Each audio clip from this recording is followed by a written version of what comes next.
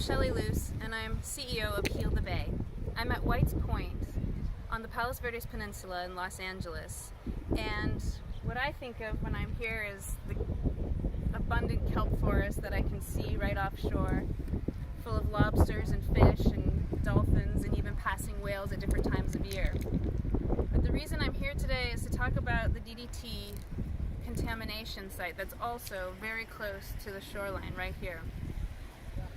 This superfund site was created over several decades in the 40s and 50s and 60s when a company called Montrose Chemical Corporation dumped DDT and PCBs through our public sewer system into the ocean. And those chemicals are very persistent, very long-lived, toxic chemicals that harm our wildlife and harm people who eat ocean animals.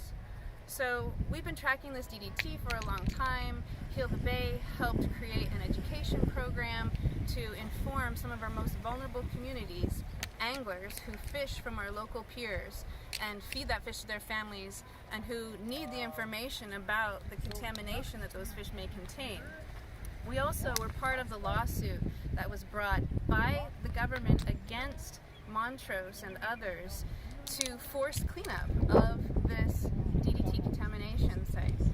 So when we learned recently that there is another equally large contamination site a little bit further offshore between here on Palos Verdes and Catalina Island, we were shocked.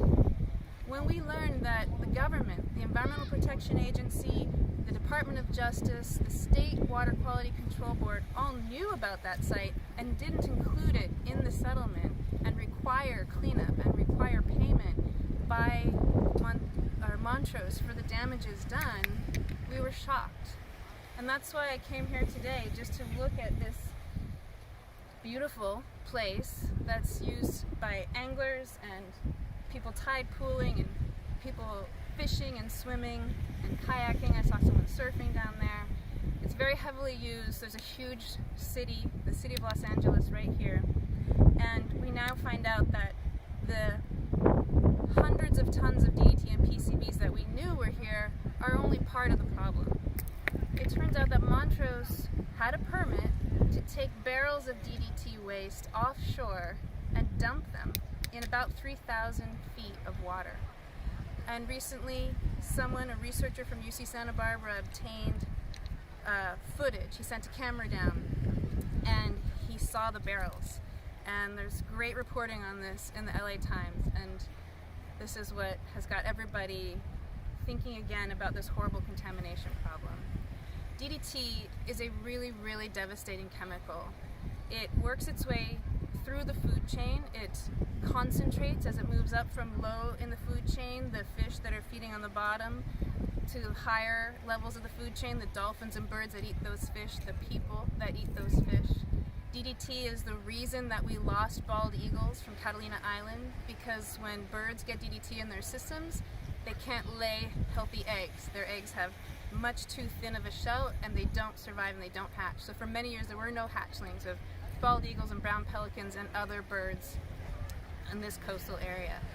And when we stopped using DDT as an insecticide, we started to see those bird populations come back, which is great news. Unfortunately, when we leave big piles of DDT, when we leave these huge, heavily contaminated sites in the ocean, they're going to continue to leak, they're going to continue to get into the food chain, they're going to continue to contaminate animals and people. So what can we do about this problem now? Heal the Bay has 3 goals. One is to increase education for people who are using these resources, especially the most vulnerable communities who are catching these fish and feeding their families and don't know about this contamination, how it may harm them. Secondly is to find out the actual extent of this problem and what's happening to it over time. Some of this DDT has been out there for 80 years. And we have agencies who are doing monitoring of sediment and fish, but not enough. We can't do it every 3 years, every 5 years. We have to do it annually. And we have to really understand and find the researchers who can be part of this to help understand what is happening to that chemical, where is it ending up, and how can we protect